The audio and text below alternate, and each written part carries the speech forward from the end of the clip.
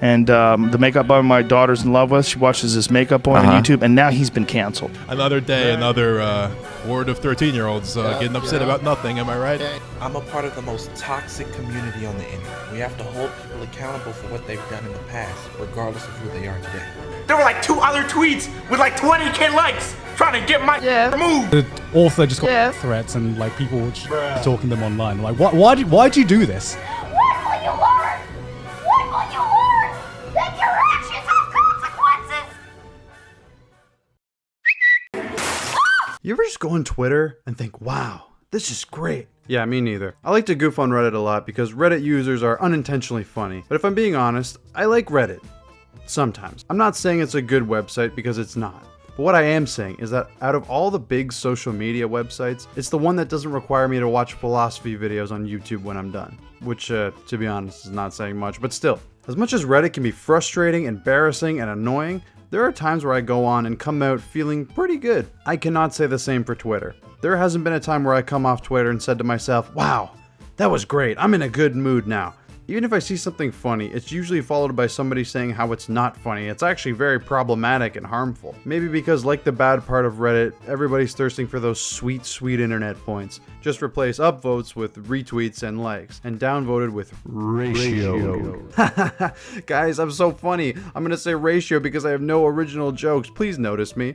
That guy has definitely got some issues to work out. But unlike Reddit, there is no need to start a riot. That's a great idea. Let's start a riot. Twitter users seem to get a rise out of riling people up by saying dumb things. You'd assume that having no like to dislike function would prevent mob mentality, but my god, you would be wrong. Twitter loves cancel culture. There have been a million people who've explained why cancel culture is bad, and they've done a way better job than I could. So I'll just give you my 2 cents. What I find fascinating about it is people go on these witch hunts in order to destroy somebody and act like they've never done or said anything fucked up before.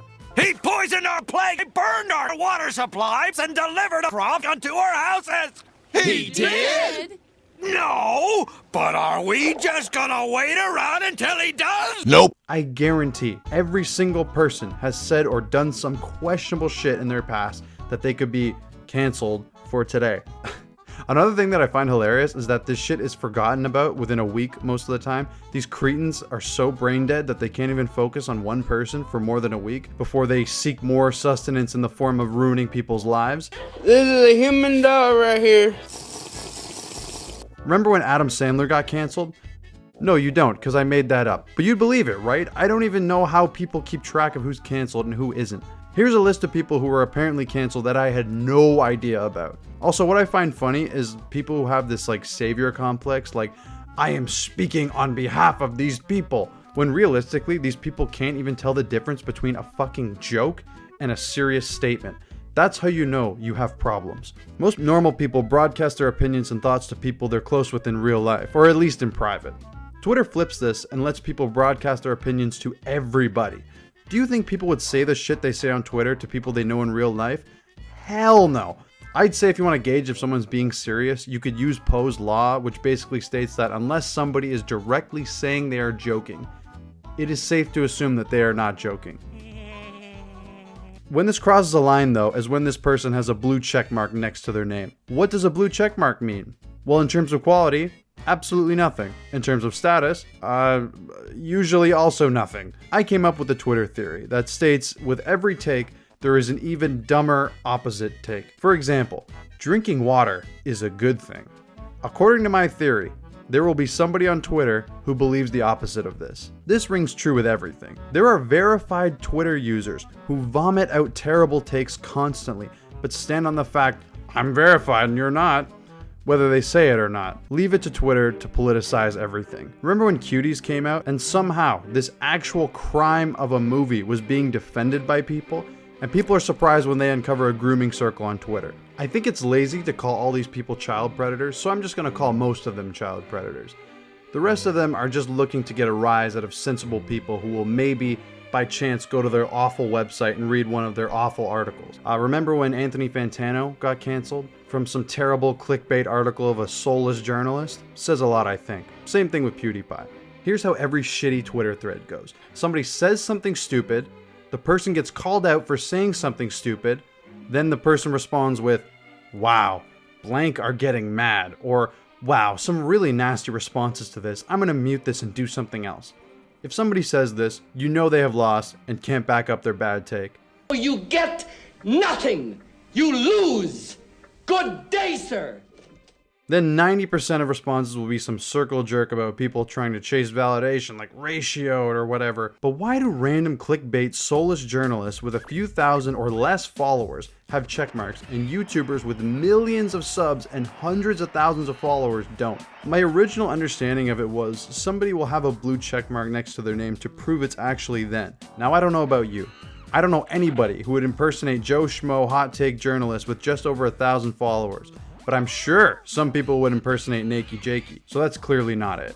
Emp Lemon has a great video explaining the blue checkmark phenomenon. I've linked it down below if you want to know about the process of getting verified. I've heard of people paying for verification, and while a lot of it is apparently under the table, from what I can gather is you can pay certain companies to write articles about you. Cha-ching, cha-ching, cha-chingery. Money, oh money, how I love thee. This would explain why so many nothing journalists have blue checkmarks. In response to this, I've started the Go Scum news outlet, so everyone who watches this video can get a blue check mark. All you have to do is write a clickbait article on some hot topic and post it. You're ugly, you're disgusting, I'm gonna kill you, give me $200. Sources are optional on this one. The only problem is somebody's gonna have to code this for me and do all the work. I'm too busy writing my first article on how gamers are more likely to develop an 11th toe. I can almost smell my blue check mark. He's going over the cliff. So in short, is Twitter terrible? Yes. Do I complain too much? Yes. What did I learn? Nothing. Thanks for watching. But I'm not done yet. Hey, you watching this video right now. Twitter may suck, but you know what website doesn't suck? Patreon. And guess what? I have one. It's going to be linked right here. This awesome guy, Flatbread, has already started supporting me. Why don't you support me? Come on, it's a great way to support the channel. I'm going to be posting some extras like commentaries on videos I've done. There's one on Internet Witches. That commentary on that video is up there now if you want to go watch it. I'm going to be doing these commentary Patreon type videos in the future. Where I just go through old videos, talk about them, the process of making them, what went wrong, what I hate about them, which is, spoiler alert, that's a lot. But if you want to support the channel and give me money, most importantly, that's the place to do it. Also, I have a second channel now where I'm doing that Q&A I said I would do that I never fucking did. I said I'd do it at 10K and I'm at 38K now. What the fuck is wrong with me? But yeah, you can go there and subscribe. It'll be more long form content. I was going to make a video kind of updating about that, but I didn't think it was worth it. So, Patreon, second channel. Go check them out if you want. If you don't, I don't care. But thanks for watching. I'll see you in the next video. Bye.